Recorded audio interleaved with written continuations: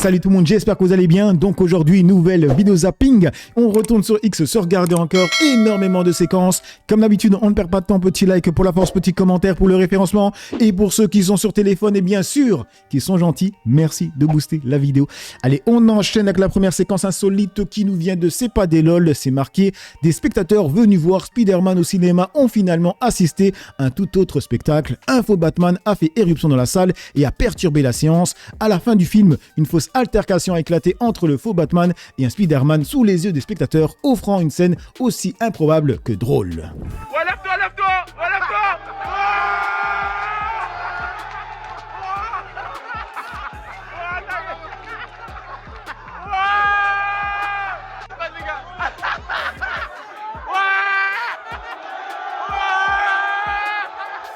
T'inquiète pas. Ouais, il a killé. Ouais, il a killé. Ouais, il a killé.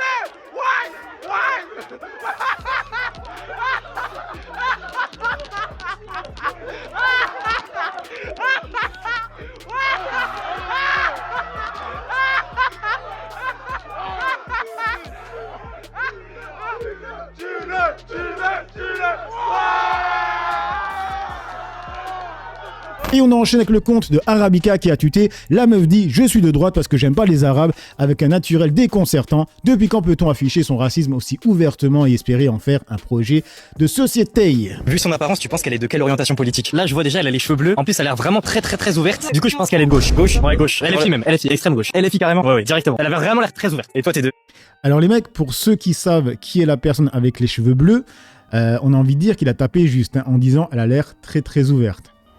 Elle avait vraiment l'air très ouverte. Et toi, t'es de quelle orientation politique? Moi, je m'intéresse pas trop à la politique, franchement, de toute façon, j'ai pas le droit de vote. Je pense que la prochaine personne, elle pourra deviner que t'es politique ou pas? Moi, je pense que ouais, ça se devine bien. Bah, on verra alors. Vu son apparence, tu penses qu'il est de quelle orientation politique? Il est jeune et tout, mais je pense qu'il est quand même de droite parce que ça habille bien, il a l'air riche, il a une montre et tout. Du coup, je pense qu'il est de droite. Et toi, du coup, Il s'habille bien, il a juste un t-shirt noir.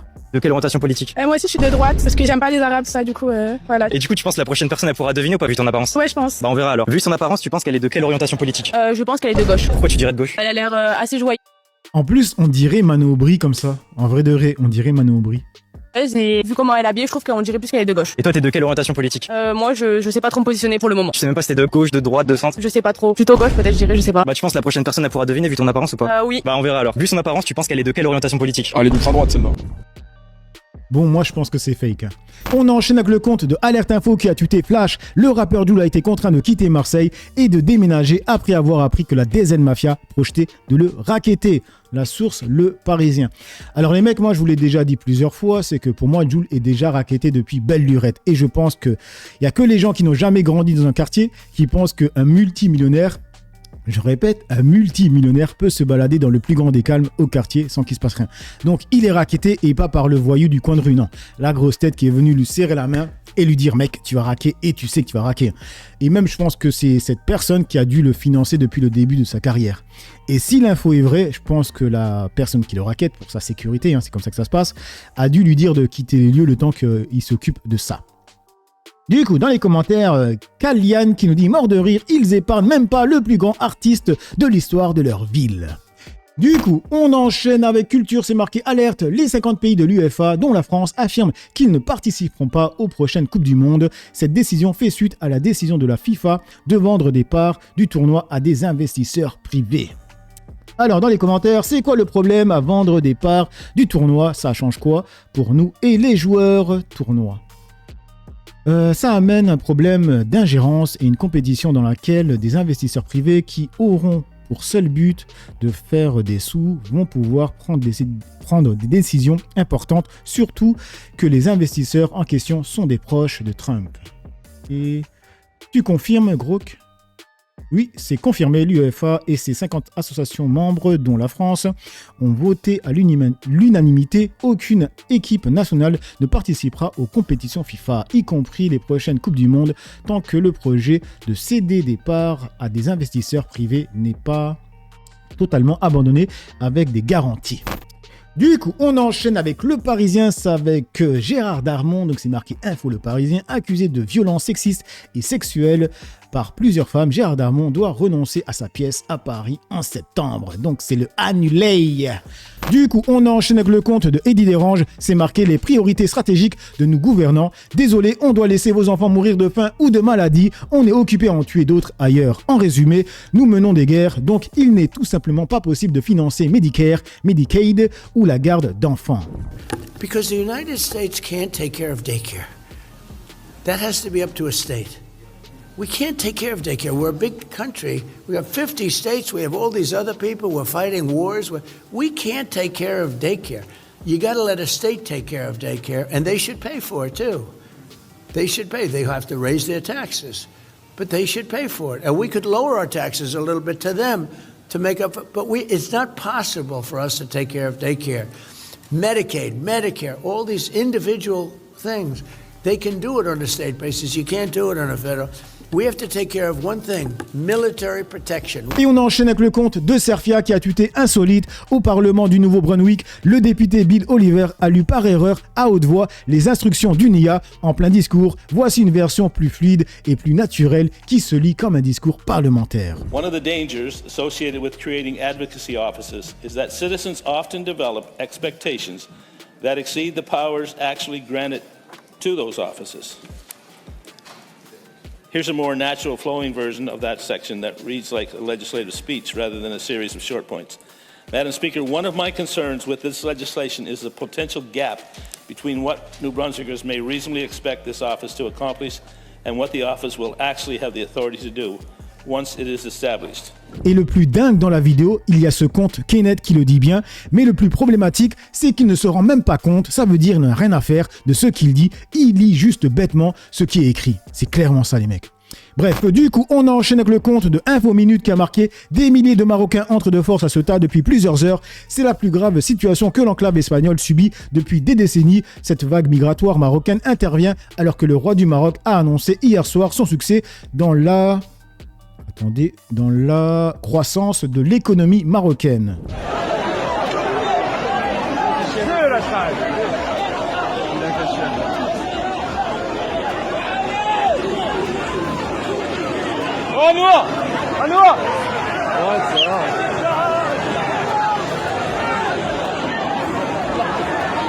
Et du coup, il continue en disant, attendez, 30 000 Marocains sont entrés en quelques heures à Ceuta.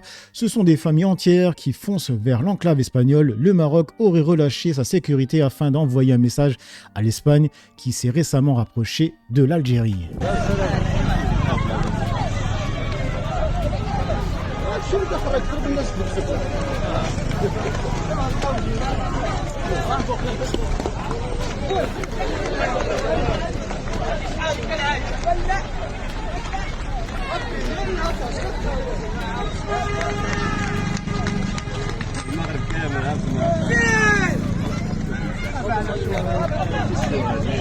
Alors, dans les commentaires, il y a une personne qui a demandé à Gros que 30 000 Marocains, Gros, que c'est vrai. Non, le chiffre de 30 000 n'est pas confirmé. Les sources officielles et médias fiables, Reuters, TVE, indiquent plusieurs milliers d'entrées aujourd'hui et environ 1500 à 2000 sur les 10 derniers jours. C'est une crise réelle, mais 30 000 est une exagération. C'est bien précisé. Du coup, on enchaîne avec Clément Garins, avec Léa Salamé qui conservera bien la présentation du 20h de France 2 à la rentrée malgré le débat présidentiel auquel participera donc son gars Glucksmann à Roland-Garros. Sa mise en retrait est maintenue mais devrait intervenir plus tard au courant automne. En revanche, elle conservera pleinement l'animation de Quelle époque. Et du coup, il y a Guillaume Champeau qui nous dit « La France a un gros problème de compréhension de la notion de conflit d'intérêts ».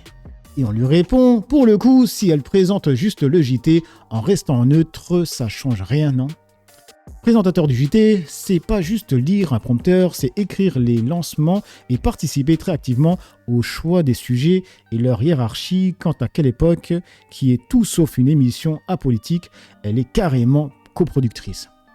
Du coup, on enchaîne avec Focus, avec une séquence lunaire. Donc c'est une journaliste qui part dans un fou rire et qui se rattrape quand elle a vu qu'elle était encore filmée. Donc c'est marqué, Mathilde, une journaliste de CNews, a interviewé un bénévole sur le départ de feu, pensant que le duplex avec la chaîne était terminé. Elle se met à rire aux éclats avant de s'apercevoir qu'elle était en direct. Et regardez le malaise sur le plateau. L'horreur, quoi, c'est l'horreur, c'est n'importe quoi. Ok. Un entraînement. En fait, je vous explique, moi, c'est tout. Enfin, je vous explique. Les gars, pousse. On était en duplex, on n'était pas en duplex. Vous n'avez pas compris, chère Mathilde, que vous étiez en direct en train d'échanger avec votre bénévole qui nous parlait de la situation. Peut-être qu'on pourra revenir vers vous dans quelques instants. Ah, c'est compliqué de rattraper ça, hein. Du coup, on continue avec CNews avec le compte de Kunta Vanenkinte qui a tweeté la même journée avis d'expulsion de leur propagandiste pro-russe Xena Fedorova, amende de 200 000 € infligée par l'Arcom. Et ce matin sur Fashion News, il se demande s'il y a un problème. Ben oui, le problème c'est vous. Vivement la fermeture comme C8. Le même jour où Xenia Fedorova se voyait rendre cet arrêté, l'information qui était d'ailleurs relayée par Libération. C'est très intéressant, c'est Libération les premiers à avoir relayé cette information.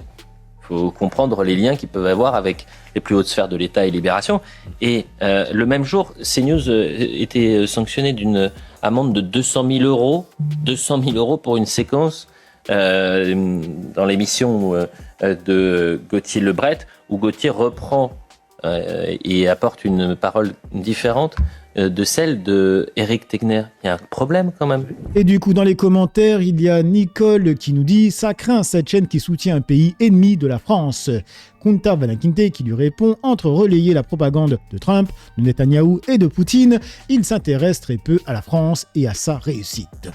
Et on enchaîne avec le compte de BFM qui ont tweeté « Mesure d'expulsion de Xena Fedorova ». Il y a Laurent Nunes qui a dit « Nous avons considéré qu'il y avait une atteinte aux intérêts fondamentaux de la nation ». On est sur un sujet qui est très grave. Et en vrai, est-ce qu'on doit le croire? Il fait que mentir. Il a menti sur les Canadair, il a menti sur... vous savez, le mec qui a fait une attaque au couteau, il avait dit que c'était un policier qui l'avait arrêté, alors que pas du tout. C'est un mec avec son téléphone, on l'avait vu. C'est un foutu mytho, comme la Aurore Berger. Qui est celui d'une atteinte aux intérêts fondamentaux par quelqu'un qui est de nationalité étrangère, en l'occurrence russe, et qui porte un discours qui ne fait que relayer sur le territoire national, en l'occurrence dans les médias, mais qui ne fait que relayer sur le territoire national la propagande russe. Il y a d'autres personnes qui ne font que relayer la propagande israélienne sur le territoire national. Et là, vous faites rien. Vous invitez même le porte-parole de l'armée israélienne, Rafovic, là. C'est une folie, sérieusement. Et on enchaîne avec le compte de Sarah Knafo qui a tweeté « Pendant un an, j'ai remonté la piste de l'argent, j'ai identifié les suspects, les coupables, les complices et ceux qui les couvrent. J'ai tout consigné dans un dossier, les indices, les preuves accablantes. Il est temps de comprendre, il est temps que vous sachiez tout. » Vous êtes victime d'un crime. Il y a eu un casse chez vous, dans votre vie, dans votre famille, le plus grand casse de notre histoire. Il ne s'est pas produit une nuit dans une banque, il s'est produit chez vous. Les politiciens, c'est devenu des acteurs, c'est une dinguerie. Et elle, c'est full IA. Elle aime trop ça. Hein. Chaque jour, depuis 40 ans. Pas d'armes, pas de cagoule, pas de signal d'alarme. Et pourtant, le butin dépasse tout ce que vous pouvez imaginer. Il se compte en milliers de milliards d'euros. Vous connaissez les victimes. Les victimes, c'est vous. Mais où sont les criminels? Pendant un an, j'ai remonté la piste de l'argent. J'ai identifié les suspects, les coupables, les complices et ceux qui les couvrent. J'ai tout consigné dans un dossier. Les indices, les preuves accablantes. Il est temps de comprendre. Il est temps que vous sachiez tout. Le 2 septembre, je rends publique toute mon enquête. Commandez-la dès maintenant. Rien ne sera caché. Personne ne sera épargné. Soyez les premiers à savoir. Et d'ici là, ouvrez l'œil. L'affaire n'est pas terminée. Les casseurs courent toujours. Mais avec les personnes d'extrême droite, à chaque fois, à la fin, vous comprenez qu'il faut raquer. C'est une dinguerie. Alors, on lui dit quoi? C'est une enquête sur Bernard Arnault, je suis sûr. Toi qui étais une des rares invitées françaises à l'ambassade américaine pour la petite sauterie de Nanar, t'as certainement dû collecter les preuves.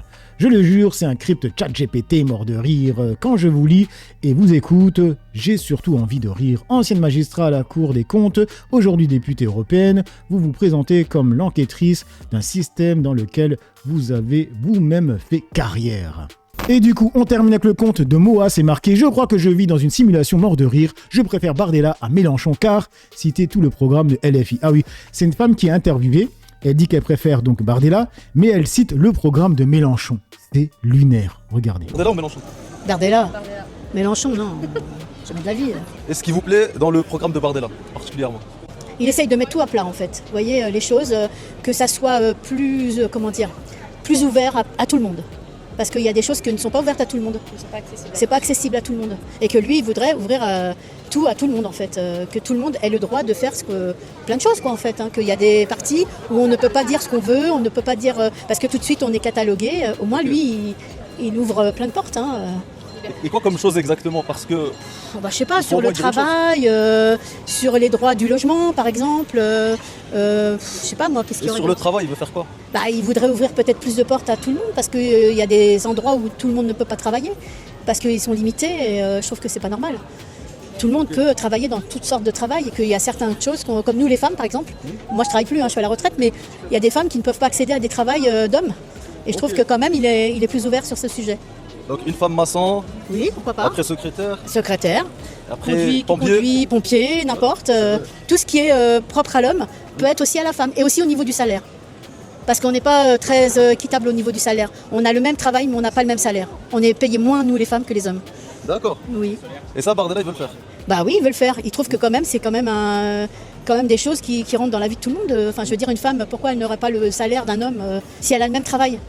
Je trouve que c'est tout à fait normal. Il faut être toujours pareil, il faut être équilibré là-dessus.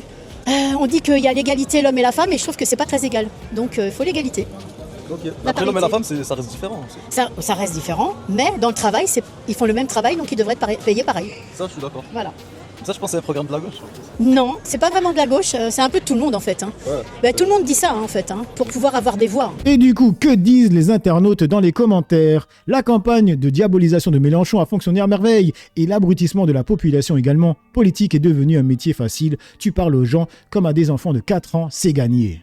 Malheureusement, ça a toujours été comme ça, la propagande passe par une répétition de mots simples avec un bouc émissaire et un rappel à l'ancienne époque. Ça fait 2000 ans que ça existe et ça marche toujours car l'être humain est câblé comme ça. Voilà les amis pour cette petite vidéo zapping réaction, dites-moi ce que vous en pensez dans l'espace commentaire, dans la joie et la bonne humeur sans insulte. Comme d'habitude, n'oubliez pas le petit like pour la force, petit commentaire pour le référencement. Moi j'ai assez parlé, pour le peu que j'ai parlé à vous décrire. Ciao tout le monde.